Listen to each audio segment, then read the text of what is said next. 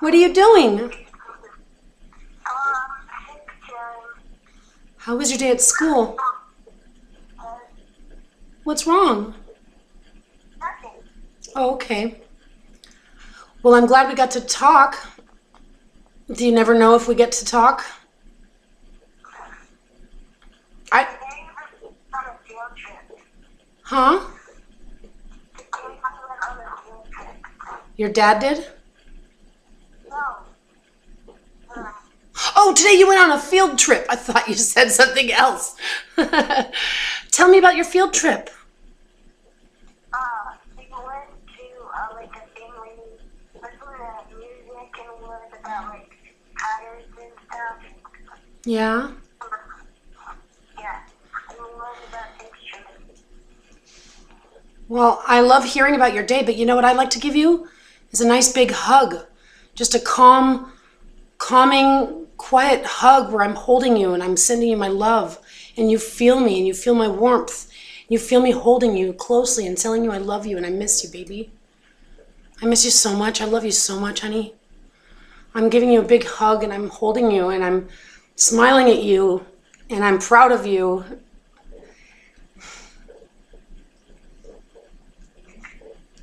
I wish we were able to see each other. What are you told about why we don't see each other? You don't get told anything? Today we did hip-hop. Right, I understand. You have to stay on focus, otherwise the phone will get taken from you. Well, so tell me about hip hop.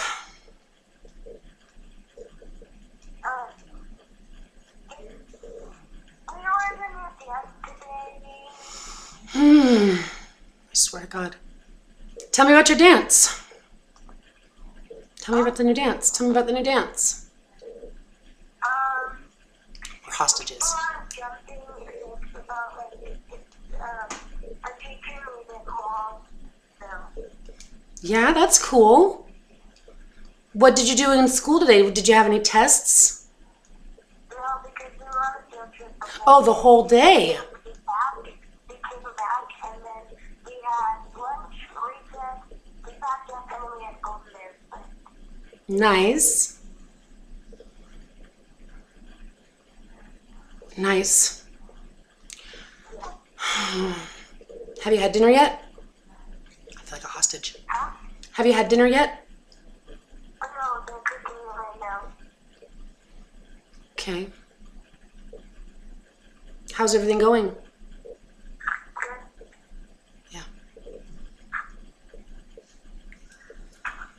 We're doing the talent show on February 24th. February 21st. Me and my friends. Oh, wow. How exciting, honey. I'm so proud of you. I wish I could be there.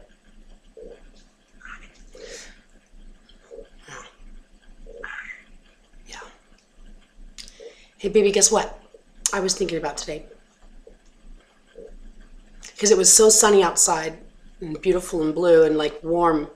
And I was thinking about when we would go to the pool, you know, we'd go swimming in the nice, fresh, cold water and lay out in the sun and just laugh and have watermelon at the pool.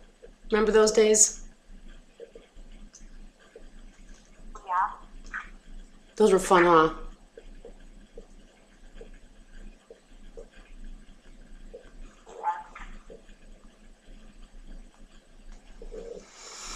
Mm-hmm. Yeah.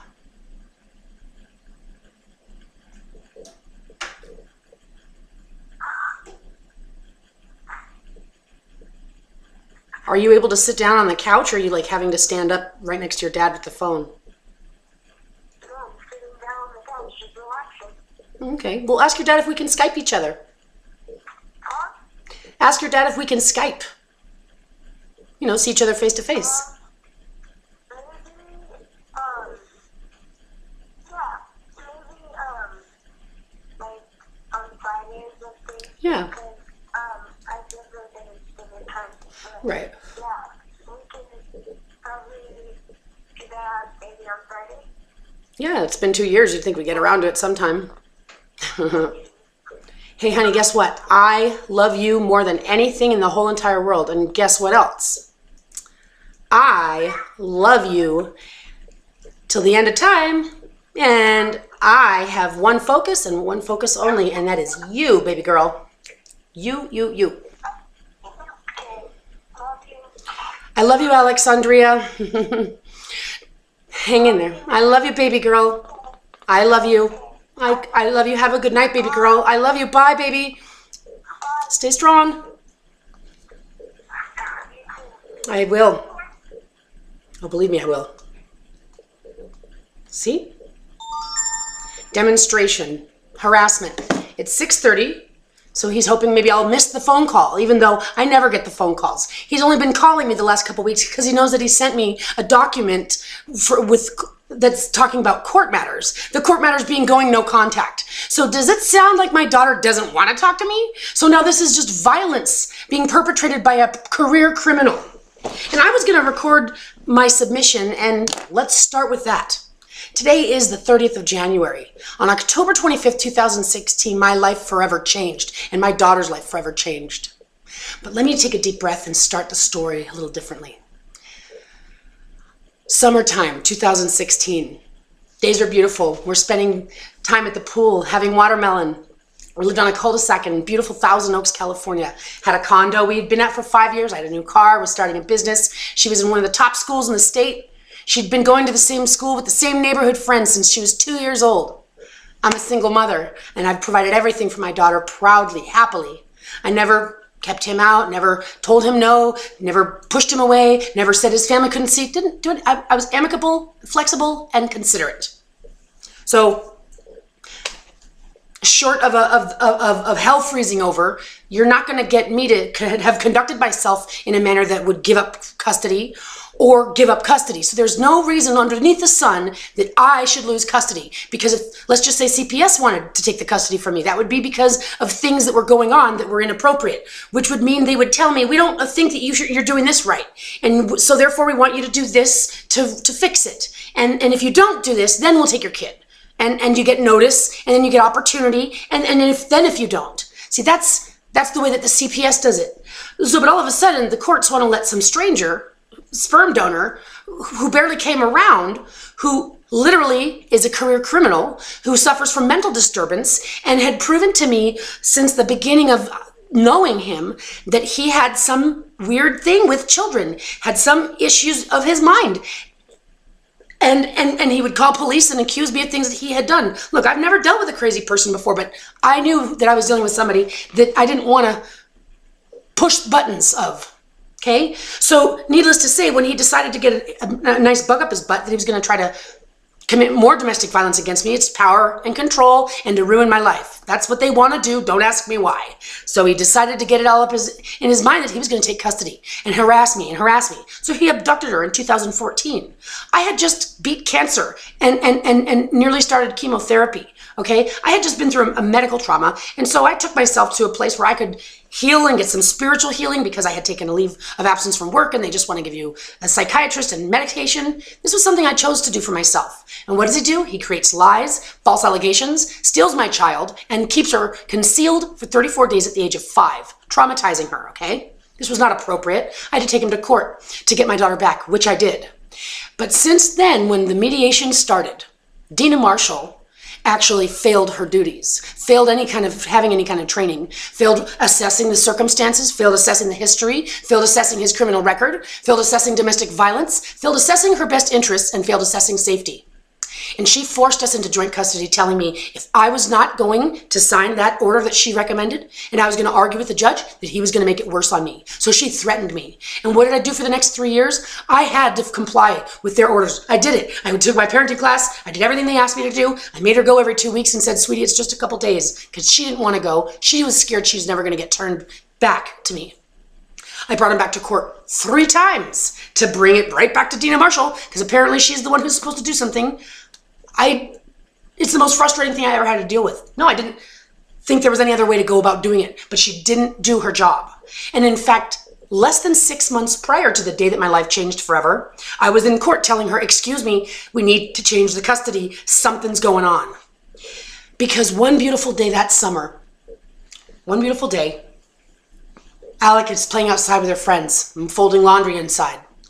The next morning comes to go to school, and I'm getting her dressed from her shower, and I see these bruises on her side. I'm like, what is that? She said, oh, I got knocked over yesterday. The boy on the bike ran into me. I'm like, oh my God, why didn't you come and tell me? She goes, it didn't hurt. I didn't think I was hurt. I'm like, baby, you're bruised from here to here. Oh my God, what happened? And she said, I was on the sidewalk. The boy was riding his bike towards me. We both went this way. We both went that way. And he went the same way I did. And he knocked me over. I'm like, that doesn't make any sense. That kid shouldn't be riding his bike on a sidewalk. There's a cul-de-sac right here. And I had an inkling that that was suspicious because I said to myself, you know what? Something is up. Because Alexandria also came home that summer with a lesion on her lip. And I said, where did that come from? I go, do you get to drink from your own cup at your dad's house? She said, no, I have to drink from Jessica's bottle. I'm like, what? His girlfriend? You have to drink from her bottle of water? You don't get your own bottle of water? She said, no. I go, what's up with that? Long story short, I took her to the doctor, had the doctor test it. The doctor goes, why do you want to test it? I'm like, that's weird. You're a doctor, just test it. She called me and said that see, I told you that it was nothing. And then I get a call from the lab saying, well, in fact, it did come back with a small virus. The doctor? Okay, now something's really up. And she came home that summertime with a black eye. And when she got there, I go, baby girl. He goes, you want me to tell her what happened? I go, okay. And he goes, she bumped her nose while swimming. I'm like, why didn't you call me? Because I had it under control. Tanya, his sister's wife, is a doctor, and she checked it out and made sure it was fine. I said, that's not, you're supposed to call me anyway. How come you didn't call me? Whatever, he drives off. And I took her to the doctor for that as well. This is what I had done. And when that happened, when she got bumped over by the bike, I took her to the doctor as well. I took her to the doctor every single time. And then I started talking to the teacher, her principal. I told the sheriffs. I talked to CPS. I talked to the Department of Justice. And I was in court the day before, October 25th, which was actually, a Tuesday. I was there the Thursday prior to file a freaking ex parte. And I brought a box of drawings and information that I had to go over that was overwhelming me. And they bullied me. They said, ma'am, we can't understand you. And I'm like, I need help. I need to figure out what's going on. They're like, ma'am, if you don't stop crying, we're going to have you leave. I'm like, oh my God. They're like, so what's the problem? I'm like, and things are escalating. They're like, okay. I'm like, listen, he's a criminal. They're like, so, they basically argued me on everything. Finally, I got to write the thing. And lunchtime comes and I hand it in and they go, he's not going to be able to read this. They're not going to file this. I'm like, oh my God. I left there crying. I was going to write it and I was going to file it. But the next day was no school. Or it was the day, yes, she did go to school the next day and he was supposed to pick her up that day. She didn't want to go. And I said to him, if you're going to pick her up, you're going to bring a sheriff here because she doesn't want to go. And you're going to tell the sheriff why you expect her to go because I'm not going to lose custody telling you no all by myself. And he did. He brought a sheriff. And Alek told him, Daddy, I don't want to go. I don't feel safe with Jessica. And he goes, come on, it's okay. Your mother told you to say that, didn't she? Your mother told you to say that, didn't she? She told me, Mom, I was so brave. I told Dad, no, she didn't. I don't want to go to I don't feel comfortable around Jessica. Your mother told you to say that, didn't she? Your mother told you to say that. So we ended up leaving, right? That was Friday. Well, I didn't end up filing the document. And so on Monday morning, I'm on the way to the courthouse to file my document. What do? I get a phone call. Hey, you have an ex parte for tomorrow morning. Okay. I have no reason to believe that it's going to go down in any weird way. It's a $495 filing fee. I'm figuring someone's going to file what am I going to do? File it also? It's filed. I'll see them there tomorrow. And what do? I show up with a big box of information and I get handed a document that's signed before the judge even calls the court to order at 1:30 in the afternoon. I go, I need to talk to the judge. I told him, and I have the transcript. I contest this 100%. I didn't even get to read through the whole thing. The judge was biased. The judge was out of line, and he signed the order and said, you'll have your day in court. What? That fast? My daughter's never going to come home again? Never going to come home again? She's never came home again. And this man doesn't want me to talk to her about love. He doesn't want her to talk about coming home. He is disturbed in the mind. He is a professional criminal. Now, don't misunderstand my anger. I have every right to be angry because not only did I have to litigate against a court that was never going to do what they were supposed to do. They lost jurisdiction. These are void orders on their face. The police in his jurisdiction never helped. The police in my jurisdiction never helped. He sent in some criminal associate to stalk me and to mess with me and to commit violence against me that I would end up calling the police in my jurisdiction of Thousand Oaks 12 times and they would not help me. One time, of course, 6 hours later, it was verbal abuse. I'm calling the police. I throw water on him because he says, you're never going to get your daughter back. I throw water on him and I admit it to the police and they arrest me for domestic violence. This is a tactical assault on me to try to get me to now get a criminal record so that way when I go, hey court, you need to really listen to my evidence. See, this guy's a bad guy. They'll go, you don't have any credibility, ma'am. You're a criminal. Okay? I am being assaulted by a professional criminal who wants to harm and steal children. Now, the fact that I have information that associates him with fraud, securities fraud, title fraud, identity fraud, credit fraud, that's neither here nor there. The fact that I have information that supports that he's got various alias names, possibly a second wife in Utah, and has a criminal record this long, armed robbery, police evasion, forgery, that's neither here nor there. The bottom line is that this court had no evidence to support his claim. Why did they take custody from you? He says neglect, abuse, and possible prostitution. That's great, and anybody can say anything, but I had her the whole entire time, 93% custody, the whole entire time. He was $5,000 back in child support. That had nothing to... She lived with me. There was no complaints by any mandated reporters. She was in school since she was 2, full-time. I worked for a living, okay? The absence of any issues, police records, or complaints by any mandated reporters is evidence all by itself that this schmuck who I never married, who doesn't have any standing in our life, and doesn't have the jurisdiction to come and take her, this isn't just a switching of custody, Your Honor. This is, you didn't even follow the rules that CPS would follow. And this guy's a stranger, and you let her get moved to Azusa, dirty, dirty gang town in Los Angeles. That fast. That's not acceptable. You violated our due process rights. You violated our human rights. You violated my parental rights. And now I have been violated, forced to lose everything because I litigated for a year thinking they must just need to get the right documentation. I must just be not filling it out right. No. And then once I finally lost everything, then the criminal assault happened. I have been harassed by the Ventura police and LA, San Dimas filed charges of me obstructing justice, violating a domestic violence restraining order. That's right. I tried to file one against him. They said, we're going to file one against you. What happens? The clerks don't file mine and they file his. Boom. It's all manipulated photographs, false allegations, and false testimony. None of it sticks. This guy's a criminal. He can't even contract. So how can a court do that? And why would a court do that? Only if it has something to gain.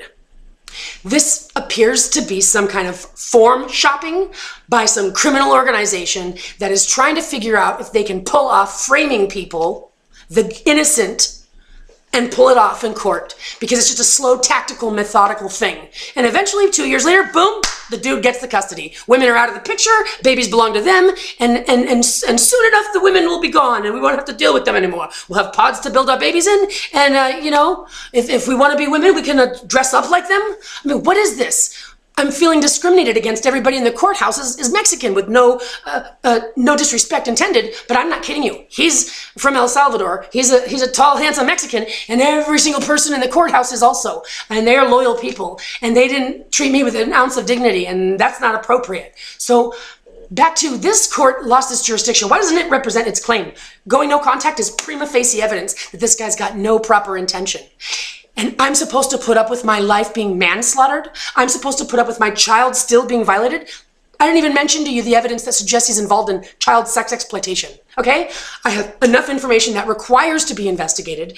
And look what's going on in the politics, corruption, FBI, police, you can't trust anybody anymore. What's really going on? All I can say is that God's got my back and God is gonna make sure that I can protect my child and get her out of there and that I will survive this somehow, some way. But this court has an obligation to act, and I'm moving it into a proper forum where I can prosecute these crimes and prosecute these damages and get proper recognition of that void order and the abuse of authority that has now become a continuing crime, now over 2 years. But this is 10 years of domestic violence in the making. My record's been ruined. Now I've got warrants for my arrest. I can't get a job. This is methodical manslaughter by criminals.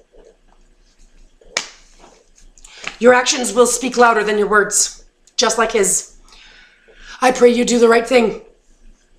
Because everyone's going to come under fire. I will make noise. And I want justice. Please help me in Alexandria. Please cease and desist this domestic violence and child abuse. I rescind my signature. I rescind my consent.